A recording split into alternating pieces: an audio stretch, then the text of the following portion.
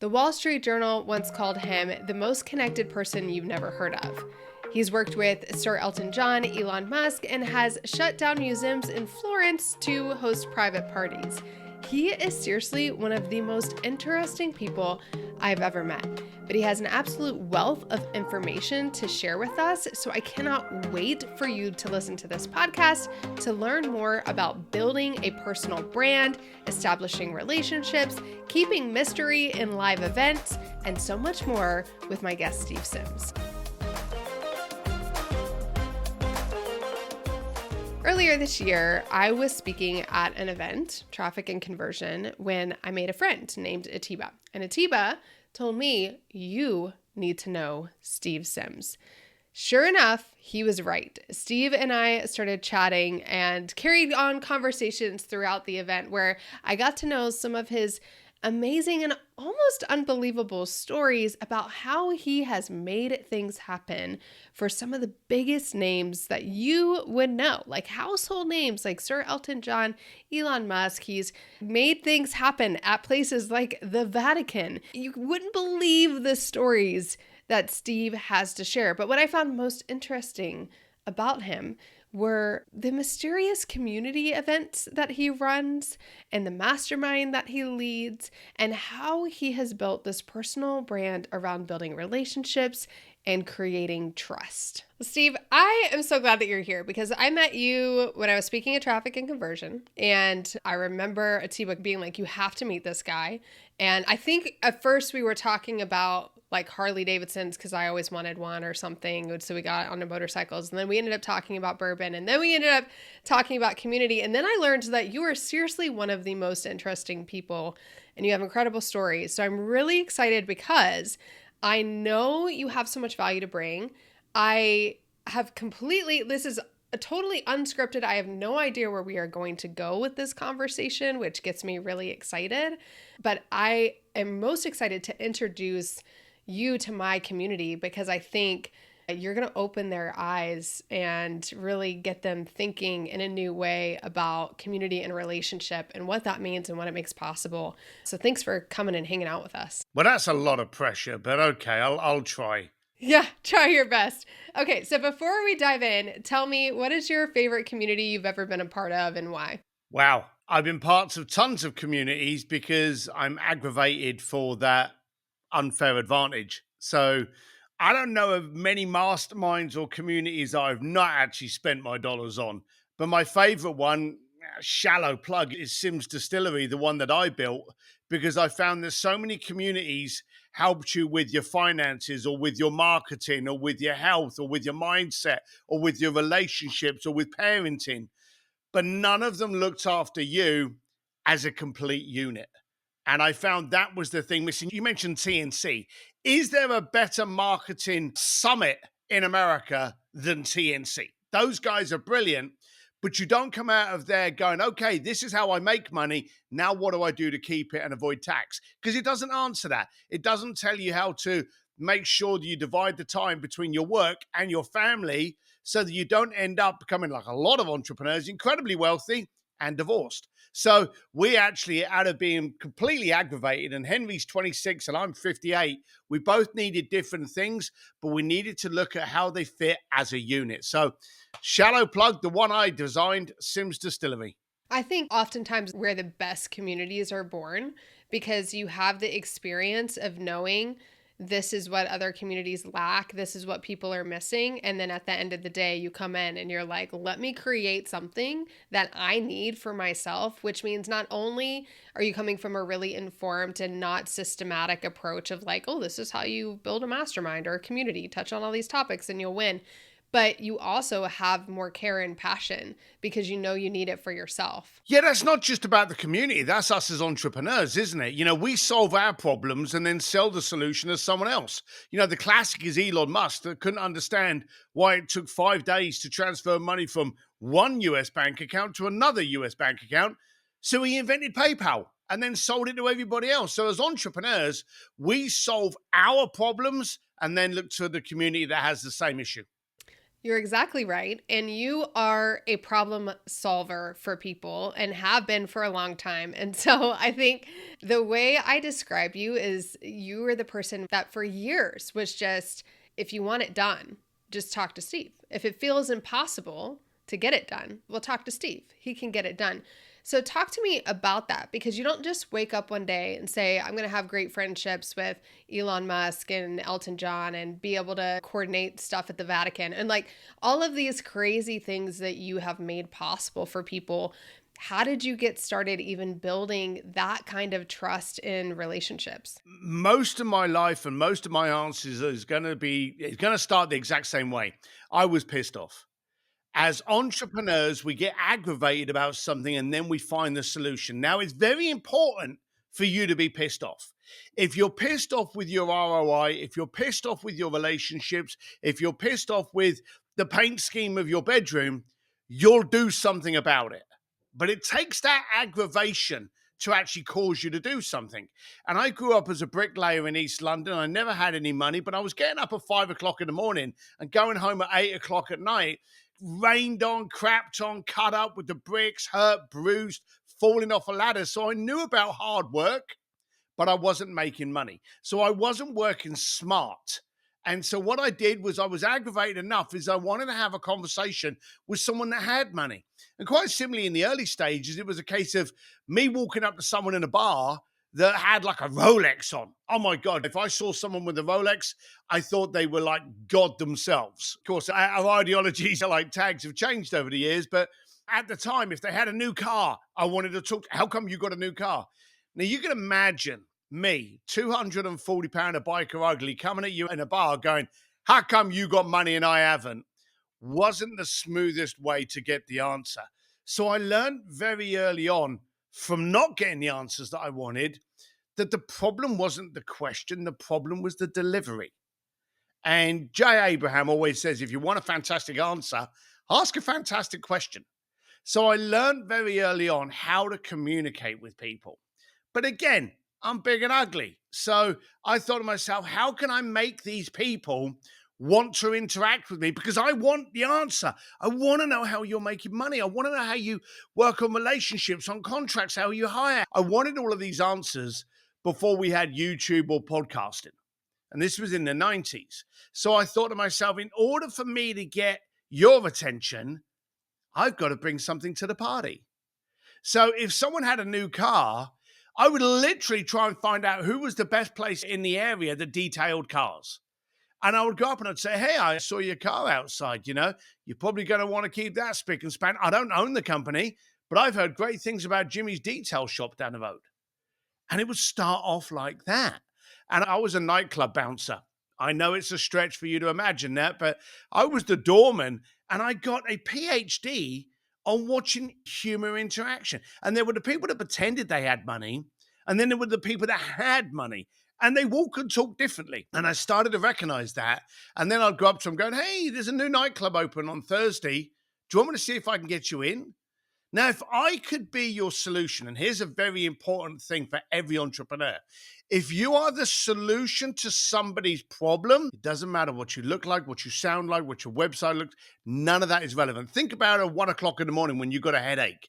When was the last time you went to the bathroom cabinet, pulled out your headache tablets, and you went, nah, I don't like the brand logo. I don't like the color scheme. It offends me. Or I don't like the packaging. You don't. You care that solves a problem. And as long as it solves a problem, you don't care what the logo is, what the packaging is. So early on, I realized I've got to bring something to the party. Now, it started off me getting people in the nightclubs, people getting into private parties, people getting into fashion shows, movie premieres, car launches, and it grew. And of course, as entrepreneurs, we don't settle. Okay, I know how a millionaire got his first million, but I'd love to know how a billionaire got their first billion. I'd like to know how a multi-billionaire does this. I'd like to know how the head of a country looks at people that he could. So my thirst for this knowledge carried on. And for 25 years, I ran a very private concierge firm for quite simply the richest, most powerful people in the planet. And you're right, I've worked with Elon Musk, Elton John, Andrea Bocelli, the Vatican, all over the planet, from Japan to LA. But every time I did it, It wasn't because I wanted to walk the red carpet at a fashion show or go backstage at a concert or drive a Formula One car. None of that was of interest to me. I wanted to install enough memory in you that I could phone you up 2 days later and go, Roger, did you enjoy playing drums with Guns N' Roses? And he'd be like, yeah, it was great. Hey, let's have lunch. And he would want to have lunch with me because I was already the solution to everything that he couldn't even dream. And that's when I could sit down and go, how did you buy your first yacht? Hey, I'm interested. How do you fire people? And so I went on that thirst for 25 years, got approached by someone at a party in New York that just happened to be part of this little company called Simon and Schuster, which I'd never heard of before at the time. And they went, you should write a book. And I was like, yeah, sure. And they actually emailed me. And a week later, with no overview, no draft, no nothing, they gave me a book deal. And I wrote my first book, Bluefishing. And all of a sudden, it was a mixed bag of goodies because all of a sudden I was known.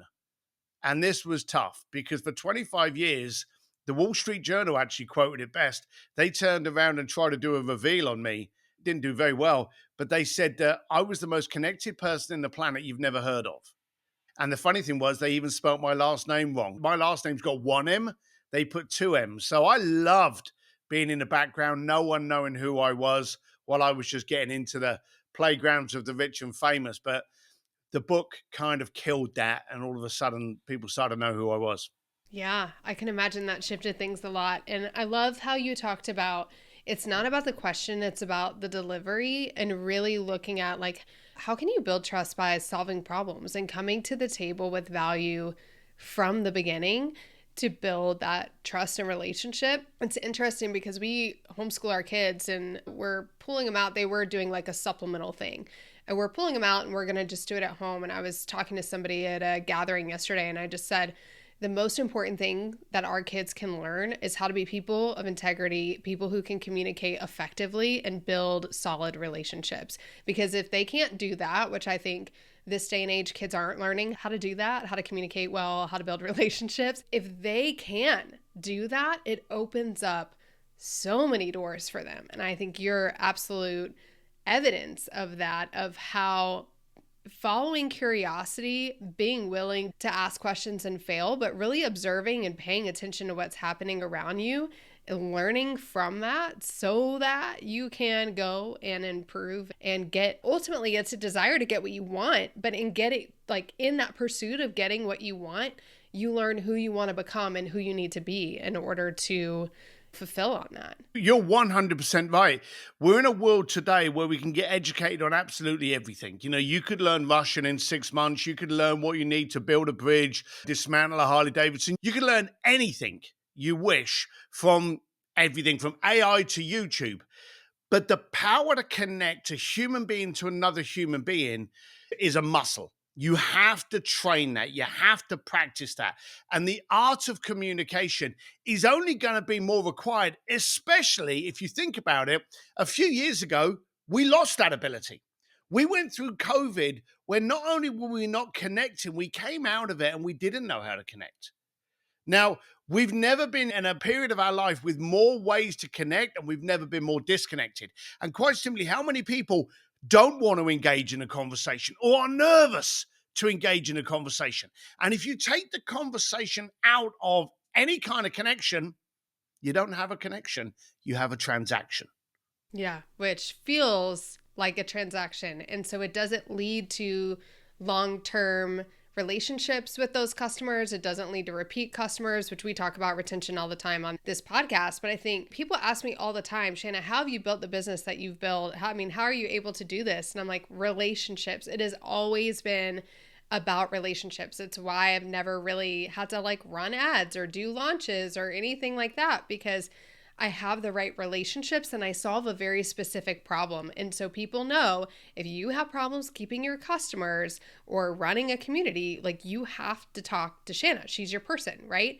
And so building that kind of brand, I guess, if you will, building that kind of brand that I used to think in my early days of entrepreneurship over a decade ago was my color scheme and my logo, right? That was my brand. it is the exact opposite of that, right? That brand is that reputation. Yeah, I did. I'm very fortunate, or people are daft enough to actually pay me to speak on a lot of big stages. And recently, a lot of the places that I've been speaking at has actually been on the topic of branding. And if you take it back to its roots, branding was when you actually stuck a hot iron on cattle. And it was a case of you could rely on that cattle because that was the best meat. And then it went from, picking cattle to that branding being put on leather. The finest leather has this mark on it. So in the old days, it was a logo and it was a mark that installed that kind of trust factor. But now it's a trigger. Someone says something like Coca Cola, Nike, Trump, Tesla, Apple, Shana. You don't need to be in the conversation for that person to have a reaction. And what that person's reaction is and what that person says about you is your brand. A brand today is what people say about you when you are no longer in the room. And it's therefore is not a color code, it's not a logo, it's what you stand for and what you bring to the table. And you have one, whether you know it or not. And I think that is the most important thing. Like, whether you are just starting out in business or you're not even a business owner, like, every individual has a brand. There is a representation of you out in the world, of how people perceive you based on their interaction with you, that is ultimately your brand. And being intentional about cultivating that, I think, is so undervalued, and making sure that you're authentic to it, that you understand who it is that you want to be known as. Because I think for a long time, there's been an epidemic in the online business and online marketing space where it worked for this person. So give me the formula. I'm going to do it the way you did it. Say it the way that you say it, because that is going to sell my course. That's going to sell my membership. That's the thing. People don't realize that it worked for that person because it aligned with their unique brand, their own authenticity. And so when you do it, it feels incongruent. It feels off. It doesn't feel like something I can trust. And yet we don't take the time to really figure out and test, because we're not in it for the long game. We're in it for the quick win, right? So we want the shortcuts. We won't take the time to test and go, what does it look like for me to authentically sell this product? What does it look like for me to speak on stage, right? You work with a lot of speakers, getting them booked on stages. But what is me being on stage? How does that look different than Steve being on stage? And the trouble is that stage can literally just be around the breakfast table conversing with your husband, your wife, your partner. So in today, we don't have to look at it as being on the Madison Square Garden stage. The stage can be delivering a Monday morning meeting or just delivering a proposal. We've got a situation. I remember when I got into speaking, and I really didn't want to get into speaking, but I realized it was the best way for me to actually populate my message and to get followers that understood me. Because for an hour, I've got your entire attention, So I realized that very early on, and I worked for it. But a friend of mine is a comedian. He's not very funny, so he needs to get another job. But I remember him talking to me about my speaking. And he was actually at an event where I spoke. And he said, there's two things you need to know before you get on that stage. He said, one, and everyone knows this. I could ask you, and you're a seasoned speaker, so you're going to come out with the answer. You're going to go, know your audience. Okay? Everyone knows that answer. If you're getting on stage, know your audience. Okay? The second thing I'd never heard of before, he said, know the temperature of the room. And I said, what do you mean by that? He said, know the mood that they're in. He said, as a comedian and not an A-list comedian, I would have my set up. The person would go on before me, suck or say something racial or sexist or just get booed off the stage. Now I'm walking onto a very hostile room. Now they want to be there to laugh, but now they're in a bad mood. So I've got to work to get them back out to ground zero so I can take them from there. But he said, you got to know the temperature of the room. Now, if you think about today, especially post-COVID, Trump, the COVID vaccines, we're now in a political year. We don't trust anything. The temperature of the room today, i.e. anyone looking at the internet, is we don't trust what we first see. But if we're real, if we've got crystal clarity on, hey, this is who I am, people can make a decision. I believe there's three kinds of people in the planet, okay? And this podcast will validate that. It will prove me right. There are people on this podcast that I guarantee you love me. I'm not being egotistical, but I guarantee you there's people listening to this going, that guy, that he gets it. He's right. I really like his spirit, and they're on my side. They're Team Sims. All right. Guarantee you on this podcast, there are people that are probably already left, or maybe just like begrudgingly listening because they like you. And they're listening to me going, I can't understand what he's saying. He's too shouty. Look at him. He looks ugly. Oh, God, he thinks he's. They don't like me. They are not Team Steve. And that's fine. Okay. You can't attract everyone. When you try to attract everyone, you attract no one. But those people that are already Camp Sims, I'm fine with. But there's a third group of people, and that group you've created. Not you, Shana, but the people listening to they've created because they've tried to woolly that copy. They've tried to not stand up for what they believe in. They've tried to make sure that they don't trigger anybody. They're trying to be so vanilla that people are now sitting on the fence going, I'm not sure about this person. He's trying to tell. And like you were saying before, they've taken the cookie cutter mold of what worked for Hermosi or Ryan or Perry Belcher or anyone like this. And they've gone, I'm going to work that out. But they're not those people. So they're trying to wear a suit that's not cut for them. And as human beings, our gut is actually very, very intelligent. We don't trust our eyes anymore. CGI is fantastic, okay? We don't trust our ears. Auto-tune is absolutely fantastic. But you know that moment you get something in the pit of your stomach and you go, I'm not sure about this person. There's something that's just not right. I don't know what it is, but I got a nagging feeling. All of those things are called instincts, and it's what's kept us alive for millions of years. Start trusting them, and as a person, start realizing that they're getting stronger and they're becoming in control. So I want to say things. I'm not trying to shock, be inappropriate, scare anyone, but I do want myself to be impossible to misunderstand. So you can make the decision, Camp Sims or no thank you, Sims. Yeah, impossible to misunderstand. And we talk about this a lot with community building, but I encourage people that their community strategy should be the same.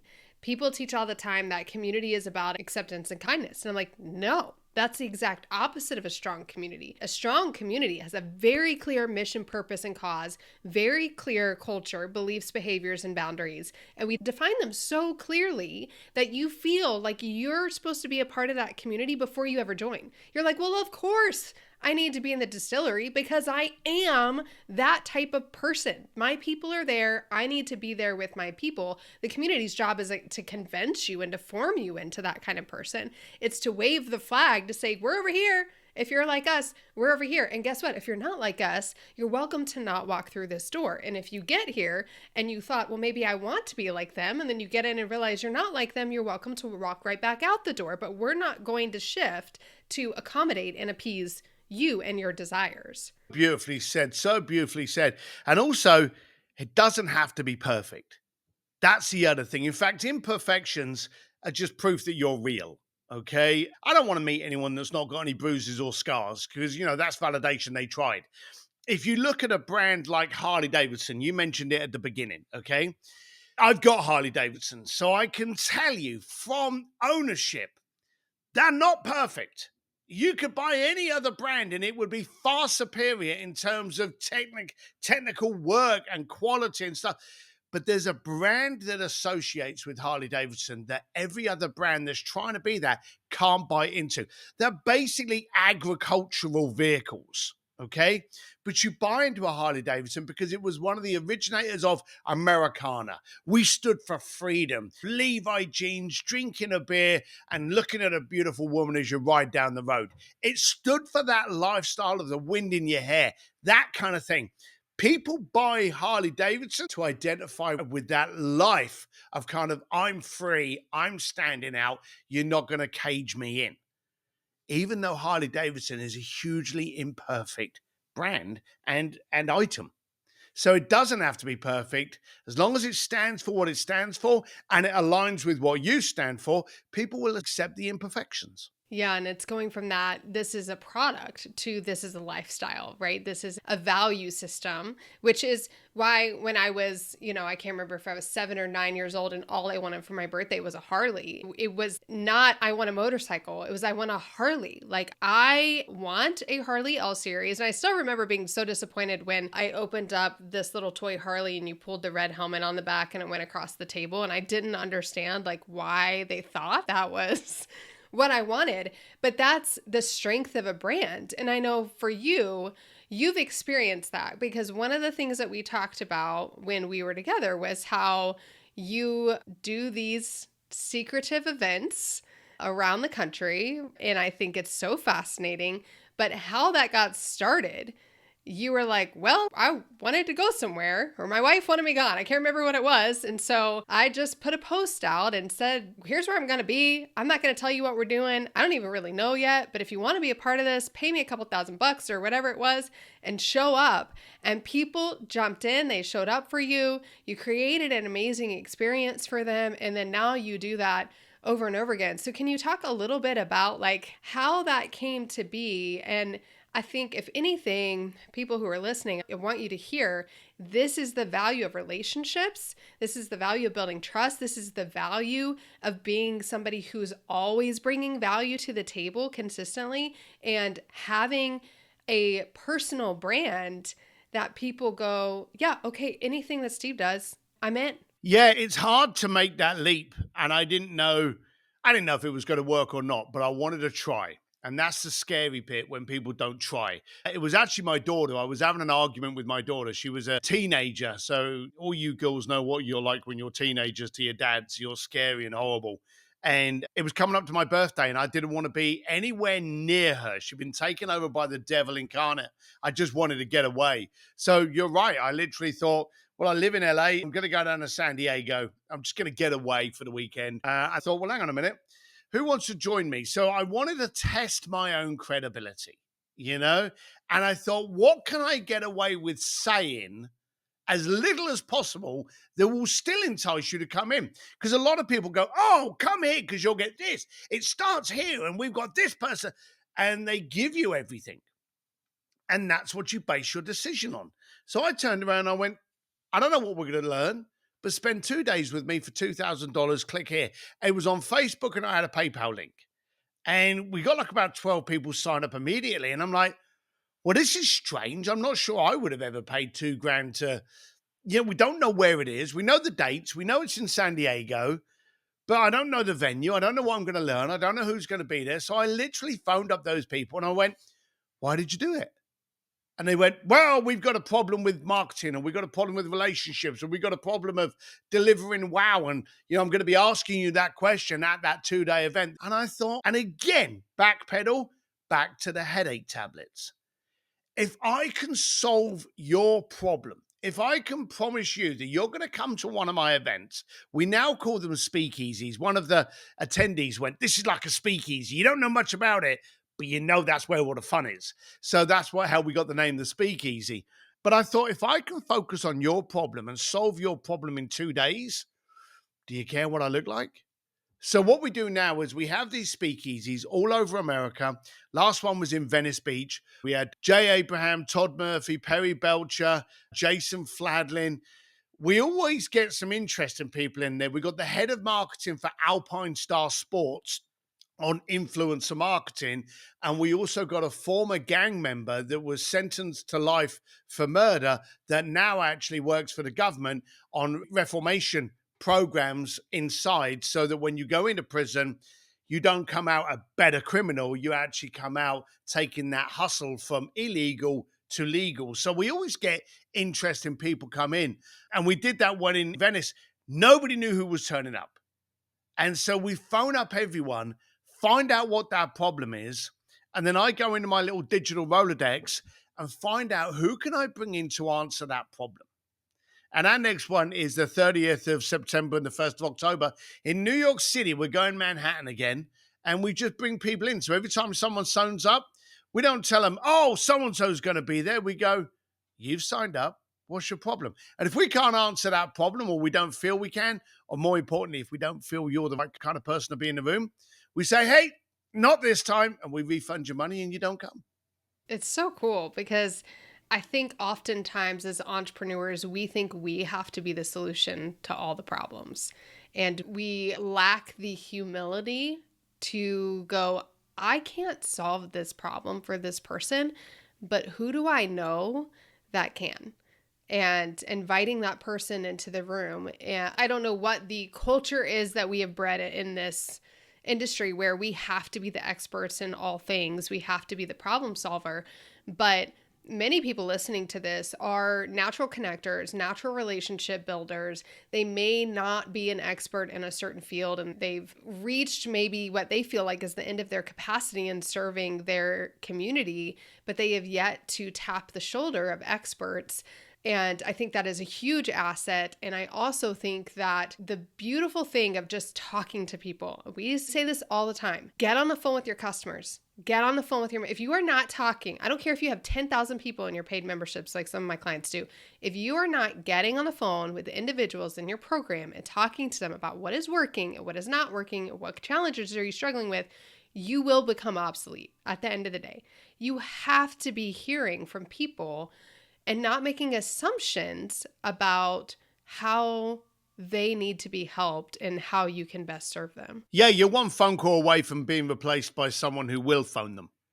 And that's the classic one. Atiba's a fine example by this. Your network is your net worth. Today, I could lose everything, but as long as I've got a phone and I've still got my database, I'm back in business 2 hours later. So today, with everything moving transactionally and everyone, well, not everyone, but the idiots out there not valuing the benefit of relationships. And again, my angle is I always say to everyone, I am the greatest student in the planet. I'm not an expert, but I am a constant student. And I want to bring, so when someone comes to me and says, oh, yeah, I want to do this on marketing. Oh, I want to do this on scaling. I want to sell my company. I've got Roland, Jay, Custom. I've got anyone that I need in my circle that I can bring in to answer the questions. I don't have to have the answer. I just have to have the connection. Which you leverage in a beautiful way. I think it's awesome. So tell me a little bit about the events, because we have a lot of people who are saying live events are dead, right? And we do have a lot of people in our space that are value stackers. I'll just put it that way. Value stackers of this person's going to be there, and that person's going to be there, and here's all the reasons you need to be there. And in some ways, I think we have lost the ability to surprise and delight and to leave curiosity and mystery to work to our advantage because of this concept of the value stack of just layering. In fact, I think most people who really leverage a strong value stack end up overpromising and under delivering in the first place. But so can you talk to us a little bit about how you make sure that's a great experience and how the mystery enables you to set the stage for surprise and delight in a way that essentially ensures that people leave going, wow, that was awesome. So I've never grown up. I'm a 5-year-old. I'm curious constantly, and I hate boredom. So we're in our 7th year of doing these Sims Speakeasies. And every time we do one, I think to myself, well, not going to do one of those again, not going to be able to top that. But you don't have to top it when you make it different. So for a start, the one key thing we did, and it's amazing how many lessons we learn from mistakes, isn't it? But when I did my first one, and probably up to my first 3 or 4, I was looking at hotels and I was like, well, if we stay at that hotel and host it in that conference room, and then all they got to do is go downstairs into it, and that'd be good. But hotels, they have F&B beverages, charges, and they charge you for the room, and you can't bring in food from outside. And all of it, it's expensive. So in the early stages, I was like, I can't afford to do it there. So I'm going to rent a yacht. I'm going to rent a penthouse. I'm going to rent an art gallery. I'm going to rent a motorcycle garage. I even threw one once in the Bunny Ranch brothel in Reno. And I also threw one in the Tesla plant in Silicon Valley. So they're always in these, but all of a sudden, you saying about brand, people started to go, he never throws them in a hotel room. And people love that. So I'm like, Okay, so we never throw them there. When we did the last one in Venice Beach, we had this really cool house right next to the beach in Venice Boardwalk. And then the last one we did before that was in New Orleans, and we did it on Bourbon Street, and we did it on the top floor, the old parlor house of the Absinthe House on Bourbon Street. And we ended it. We always try to get people that you would never, ever, ever normally get to communicate with. So we get judges in, we get gang members in, we get outlaws, we get different people coming in. As I say, the Reno, we had a panel of 5 prostitutes talking to us about body language. Who better to know about body language than people that rely on their industry with it? But in New Orleans, we had one of the last 2 voodoo priestesses come in to talk about myth and distraction of what you're actually talking about. Now, we're talking about voodoo, which to a lot of people is a scary subject. But she talked about misdirection, about how other religions would say things about voodoo to try and get you to think differently. Like one of the classics, have you ever practiced voodoo? No. Right. But if I ask you if there was a character in voodoo, what would that character be that pops into your head? I think about like a witchish kind of person who's like sitting in the dark and has a voodoo doll, like the little doll that they're sticking pins in, you know? It's like this mysterious person. Right. And to a lot of people, they think about the big black guy with like the half skull makeup and the top hat. You Oh know, yeah, he's in that Disney movie. He's like playing a voodoo character. he's not in voodoo. That was actually made for like James Bond, for one of James Bond movies to give a character. And so you've got all this misdirection and these lies that tell people, oh, you don't want to go there because they look like that. So in our business, when we're trying to communicate to someone about coaching or about relationships, you'll get the competitors throw misdirection into your feed. So we had a voodoo priestess talking to us about how she responds to that misdirection. So we get some really strange people that you would never normally talk about the problems you have and give an out of the box idea on how to handle it. You know, we did one in New York many years ago and we had D Rock. Have you ever come across D Rock? No. D Rock is Gary, or was, he's actually just left to start his own new career. So good luck, D Rock, man. But D Rock was the head of his videography and would be the guy that followed Gary around and then edit them into the videos that made Gary famous on the socials. How do you get the message across in 30 seconds on a crowded street? We all try to find like perfect air. Now, of course, because of Gary, a lot of people do these walking down the beach kind of videos. But it was D Rock that actually started focusing on that, bringing Gary literally to the streets to spout his message, and then how to cut it and edit it, landscape, vertical, all these different kind of things. We bring those kind of people in. We had Jeffrey Madoff. I don't know if you've heard of Madoff Productions, but Jeffrey Madoff is the guy behind Victoria's Secrets and Ralph Lauren. How to tell a story and build an identity in 30 seconds advert. Now, the second a Gap advert comes on, you know it's Gap within 10 seconds. It doesn't have to say Gap. It's got a feeling. Target, exact same thing. Victoria's Secrets, obviously a Victoria's Secret.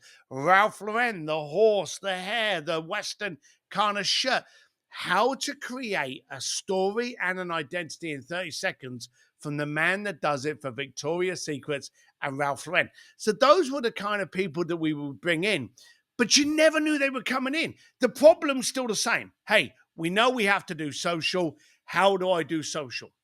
Well, let me get you the head of Ralph Lauren to answer that question.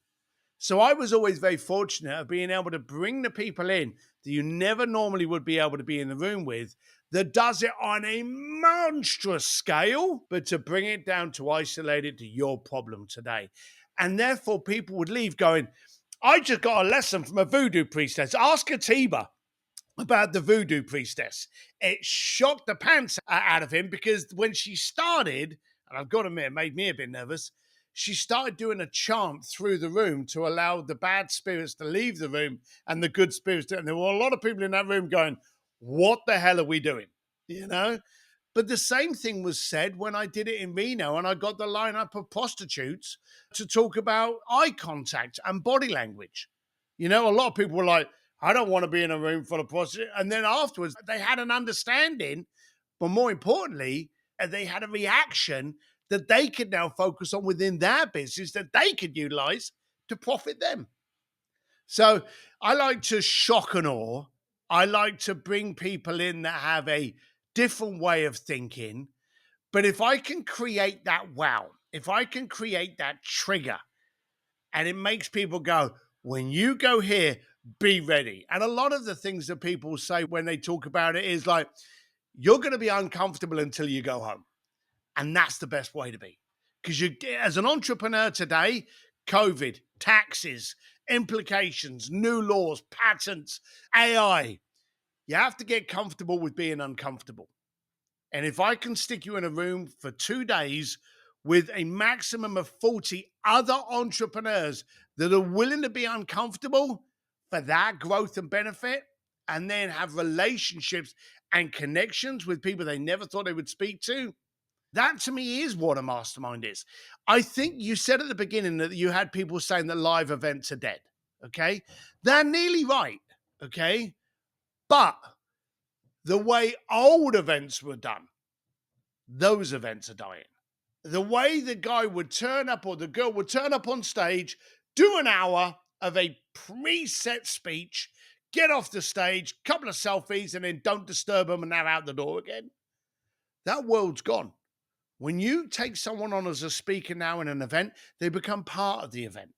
When you go to an event, you speaking on stage for an hour is part of your commitment. The rest of your commitment is to communicate with the people in. Whenever I do a speakeasy, one of the main things, we've had a couple of people that has rubbed up the wrong way. We say to the people that we want to come in, hey, I want you to communicate on this subject for an hour, but I need you to be around to ask her questions for the day. I need you to interact with the group. I want you to go from the stage to an attendee. I want you to be part of the event, not just the icing or the little candle on the top of the cake. And I've had a few people that go, well, I'll do an hour, but then I'm gone. I don't want to talk to anyone, and I'm not answering questions. Well, the speakeasies are all about conversations. If you've got a question and I've got someone sitting in front of you, and that's the best person that can answer your question, put your hand up. Ask the question. So it's all about conversations. So the old way of doing live events, it's going away by the wayside. But live events are far from dead. What I love about what you just described, which I know a lot of people are still probably trying to take it all in and be like, oh, well, I need to bring in, like, don't try and repeat this, right? Don't try and repeat it. Is that you took a risk, you talked to people, you tried to solve problems, you listened to what stood out to them, what was memorable after the event. So you said, let's do more of that way. And then you just took it to another level.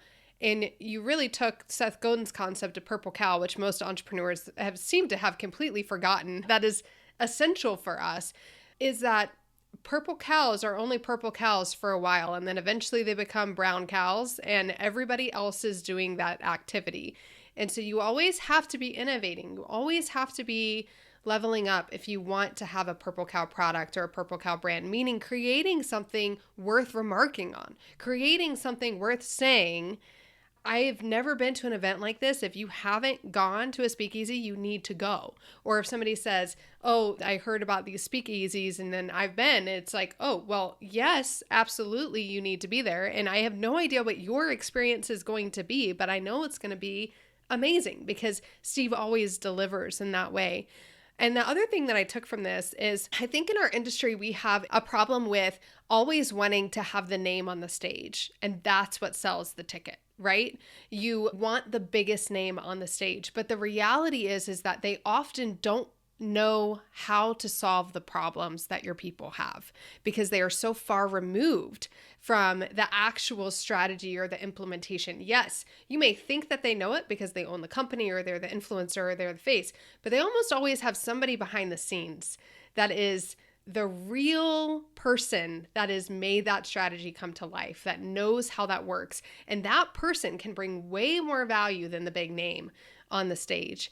And so keeping an open mind as to even who you bring in and who are you leaning on as experts, and stop relying so much on these big names and start asking the question, yes, okay, they do this really well, but who's behind that? Who's the Steve, right? That nobody knows about, that's working in the background, making things happen, because that's the person that I want to talk to, right? And then the other piece of this, and I talk about this from a community perspective a lot, but one of the best ways to build community is shared experiences.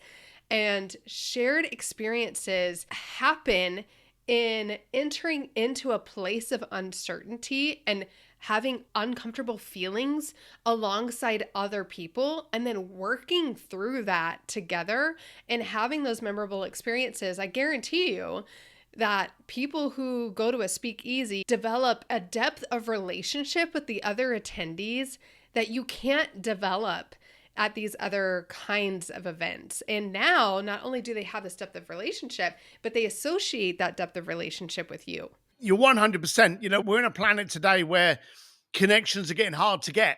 Look at the dating apps. Thank God I've never had to be on them, but my son has shown me some of them.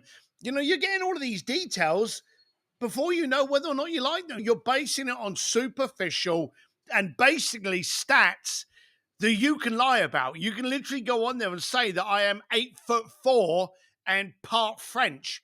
No one's going to check you up on the thing. And then you stick a picture of Brad Pitt.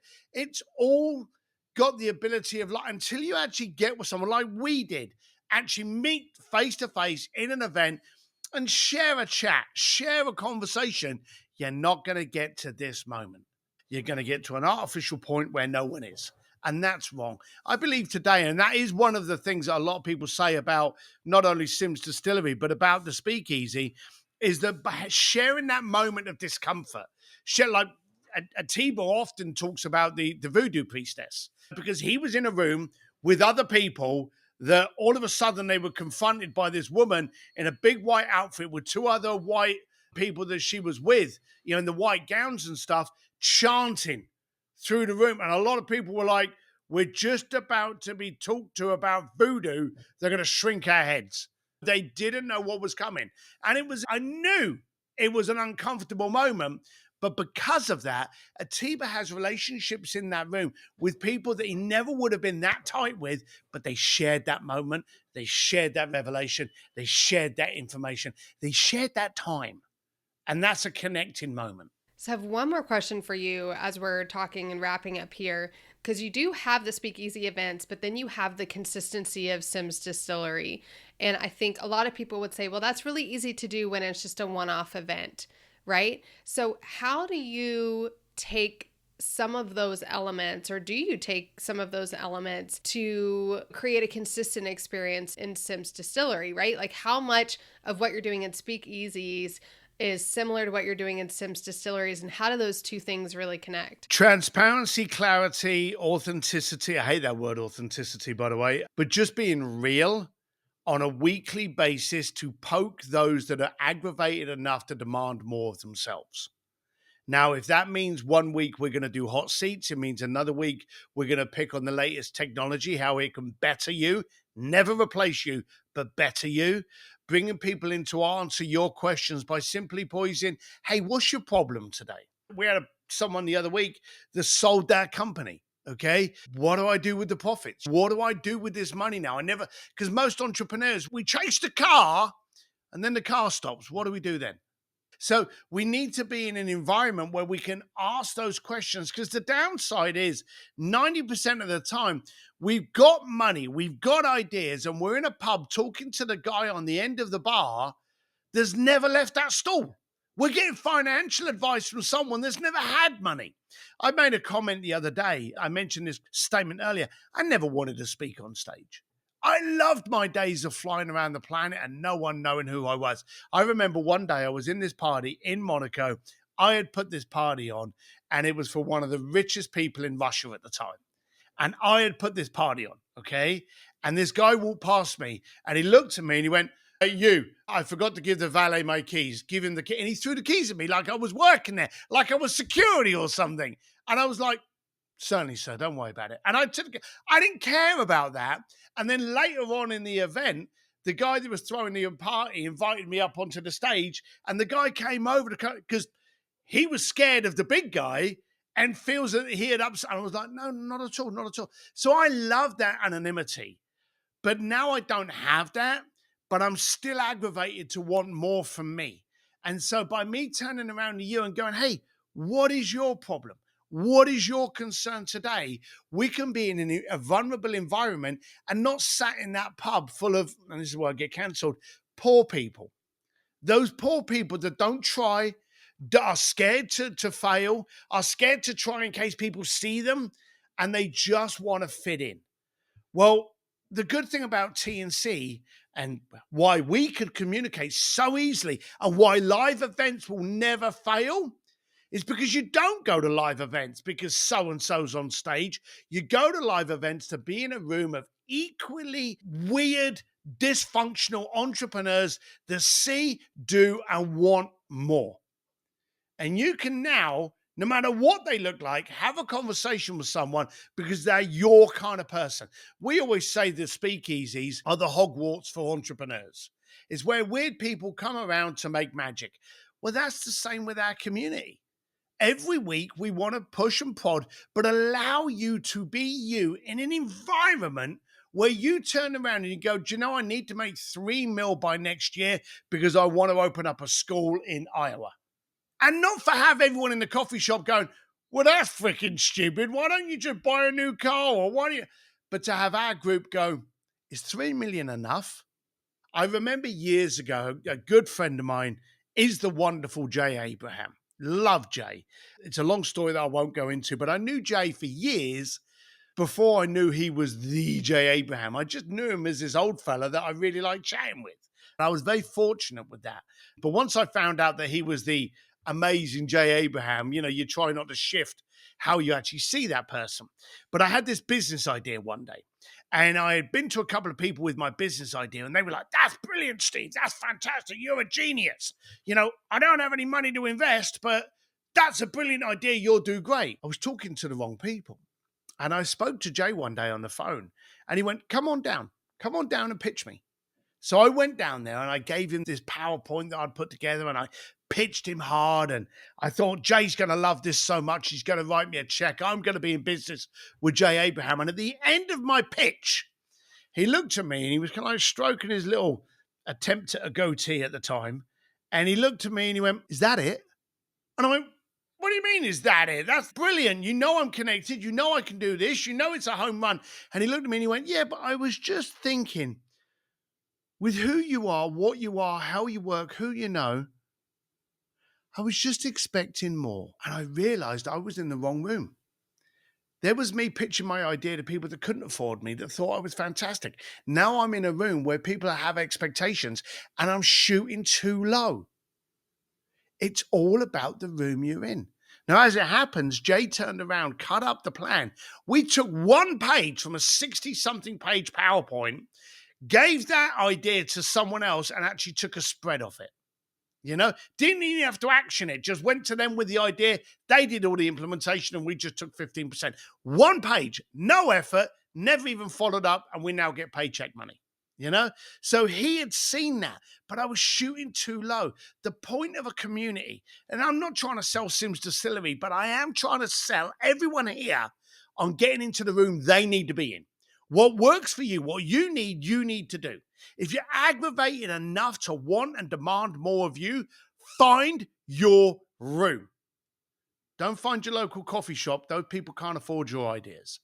Get into a room where people go, do you know I was expecting more of you, and raise you up. Fail up and fail often to get where you need to be. You may not be a good fit for Sims Distillery, but you may be a phenomenal fit for somewhere else. But you need to find your people. I can't think of a better way to end it than this concept of finding your room. And I think also my encouragement to you, because I've been in this situation, if you can't find the room, be the one to create it. Be the one to create the kind of room that you want to be in, which goes back to the agitation that you've experienced with communities that led you to create the one that you lead now. Because sometimes the room that you know you need, you can't find. And so you need to be the one to create it, which I know so many of the people who listen to this podcast have done, but have maybe lost sight of what that room, the original vision for that room was, or now that room is no longer for you. You're leading and serving others in that room, but you need a new room for yourself because the room you created is no longer the level of room that's pulling you up to a higher level or expecting more of you. So Steve, I know we could talk for like hours more because I have so much more I want to ask you about and you have so many more stories to share, but Episode 2 coming. I know, right? But we'll leave everybody with this. What is the best way for people to like get more into your world, find out about some of these awesome things that we've been talking about? I'm really easy to find, and that's the first thing you've got to do as an entrepreneur. So if you Google Steve D. Sims, there's only one M in Sims, and don't forget the D for dashing. You can look me up on Instagram, Twitter, whatever you like, under Steve D. Sims. I'm also at stevedsims.com. Big surprise that. And you can find all the details about my community at simsdistillery.com or simsspeakeasy.com. But again, go to stevedsims.com and it'll have all those links to everything from the books to the events to the community. Well, I know lots of people are curious, and in the least, they're curious to dive in and learn a little bit more about you and get into your world. So thanks for coming to hang out, and I'm sure we'll have you back at some point. I appreciate it. Thanks for your time.